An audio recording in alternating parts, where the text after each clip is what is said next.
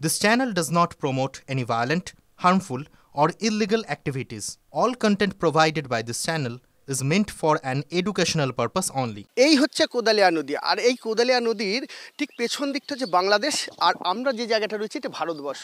দীর্ঘদিন ধরে এই নদীটি দুটি দেশই কিন্তু তাদের দখলে রয়েছে।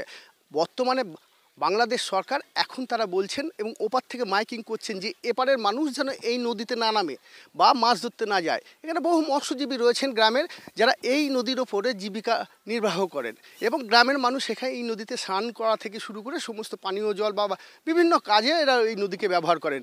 কিন্তু হঠাৎ করে এই বিডিআর বা বাংলাদেশ থেকে যে মাইকিং করা হচ্ছে তাতে বলা হচ্ছে যে এই গ্রামের মানুষ বা কোনো মানুষ যেন ভারতবর্ষের মানুষ এই নদীতে না নামে, কারণ এই জায়গার অংশটা নাকি বাংলাদেশের মধ্যে পড়ে গেছে।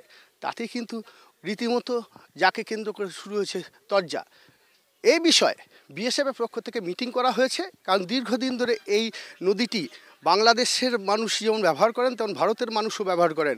অর্থাৎ ভারতের দখলে থাকা জায়গাটিও কিন্তু বাংলাদেশ সরকার তারা গায়ের জোরে বলুন বা বিনা কোনো কারণ ছাড়াই এটি দখল করে নেবার একটা পরিকল্পনা করছে, আর যাকে নিয়ে উঠছে বিতর্ক।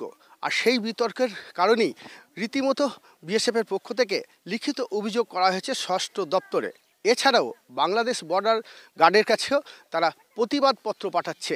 আর এই জায়গাতে এখনও পর্যন্ত এলাকার মানুষ কিন্তু নামতে পারছেন না, কারণ এলাকা পুরোটা নিরাপত্তা বিএসএফরা যেমন রয়েছেন, কিন্তু বাংলাদেশে যে সিকিউরিটি রয়েছে বর্ডার গার্ড সিকিউরিটি, তারা কিন্তু এই নদীতে নামতে দিচ্ছে না। ফলে এলাকার মানুষ কিন্তু সমস্যা রয়েছেন।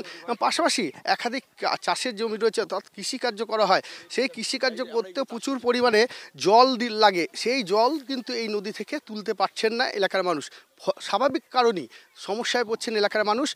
আর বাংলাদেশের এই আচরণকে এলাকার মানুষ বলছেন এ যেন এক মগের মুলুক, যা খুশি তাই তারা দাবি করলেই পেয়ে যেতে পারেন, এটা ঠিক নয়। ইন্ডিয়ার প্লেয়ার আছে মিডিল পজিশনে, মানে মাঠের মিডিল পজিশনে আছে বড় প্লেয়ার পুকুরের মধ্যে, তা সত্ত্বেও ওরা বলছে যে ও আমাদের আন্ডারে, তোমরা ওটো স্নান করবে না, মাছ ধরবে না, তোমরা নদীতে নামতে পারবে না, যদি নদীতে নামো তাহলে লড়াই ঝগড়া গন্ডগোল হবে, তোমরা উঠে যাও।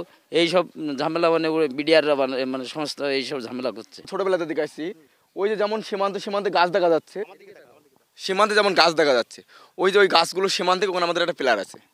হ্যাঁ, পিলার আছে আমাদের ইন্ডিয়া সরকারের, ভারতবর্ষের যে পিলারটা আছে, সেই পিলার দাবি করে আমরা যদি মনে করি যে আমাদের ভেতরটা অনেকটা ভেতরে আছে আমাদের জন্য, আমরা যদি দাবি করি। এটা 53, এটা 52, আর 53 হচ্ছে কাশীপুর নেবুতলা, কাশীপুরের কোনায়।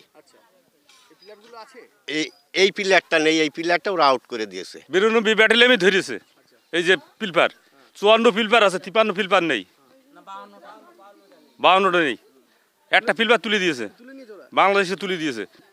ম্যাপে তো পাওয়া যাচ্ছে, ম্যাপ কেউ ধরছে না।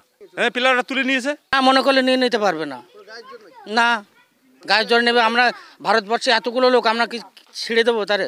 এরা বলছে 150 মিটার আমাদের বাংলাদেশের, কিন্তু আমাদের দেখেছি আমরা ছোট থেকে এখানে নদীটা আমাদের মধ্যে ছিল এবং নদীর ধারে প্রচুর জনবসতি ছিল, এখনও আছে।